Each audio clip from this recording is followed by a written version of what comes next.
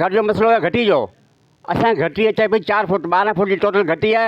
असां चयो 8 फुट अञा रखो ऐं 4 फुट असांखे ॾियो। असीं कोन ॾींदासीं घटी, भले रेस वटि वञी, भले पुलिस में वञी, थाणे में वञी या कोर्ट में वञी, किथे वञी, असां घटी कोन ॾींदासीं तोखे। उनजी मिल्कियत मीरपुर ख़ासारी बैंक में 2-2.5 करोड़ रुपया हुआ ऐं 4-5 दुकान हुआ रोड समारे में हुआ ऐं हिकिड़ो दुकान जमसाबाद में हो ऐं हिकिड़ो प्लाट में हो ऐं पोड़ी वटि 15-20 तोला सोन हो।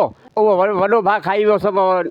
असर माना पैसे असर अंदाज़ थी वियो। असीं कोट गुलाम मोहम्मद में वेठा आहियूं। असांजो मसइलो इहो आहे, माना साल थियो असांजी घटी जो चक्कर हले पियो। उन साल में असां चयो भई असांजी घटी 2 फुट 3 फुट असांजी अचे थी। असां माना मुंहिंजे जेठ खे चयो, तुलछो लालो आहे, हुननि खे असां चयो भई असांजी घटी 2 फुट 3 फुट असांजी अचे पई। ईअं चए असां घटी जे बारे में चयो। मुंहिंजे मुड़ुस खे धकु हणे, हिननि संतोष धकु हणे, तुलछो विष्णु चांदियो सभु हिननि खां गॾु थिए धकु हिनखे माना 8-9 टांका आया हुआ दिमाग़ जा ऐं 2-3 महीना ऐं माना अस्पताल में दौड़ी हिनजो इलाजु करायो। थाणे ते विया, थाणे वारा असांजी एक्शन नथा खणे, मुजरिम खे कोन गिरफ़्तार करियो ऐं ना थाणे वारा ॿुधे था असांजी, ना ई पाड़े वारा ॿुधनि था असांजी। प्लाट नूर अहमद जो प्लाट आहे, असीं हुननि वटि विया। असां चयो भई असांजे माना असांखे इहो मसइलो आहे, असांजे घटी जो मामिलो आहे, असांखे धक वक हणे, असांखे दा फर्द केरु ॿुधे कोन थो।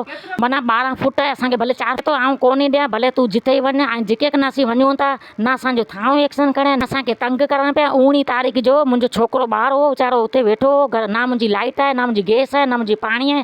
असांखे जुलम लॻो पियो आहे ऐं मुंहिंजो छोकिरो मरी जाए बीमारी जो वीचारो, हिनखे माना गले में झलियो।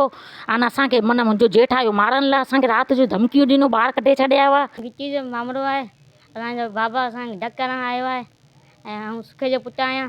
तुलछो मुंहिंजो पुटु संतोष, चाचो विष्णु ऐं चांदो, ही चारई धकु हणणु आया असांखे। 19 तारीख़ मूंखे गले में झलियो, वॻा ॿिया फाड़िया हुआ ऐं थाणे जा थाणे वारा असांजी कोन मंजी हुई। हा, प्लाट जे चकर में असां घटी मंगी हुई 4 फुट जी, असांखे मचण कोन ॾींदा हुआ ऐं स्कूल वञा, स्कूल में असांखे मारे कुटी करे अचंदा हुआ।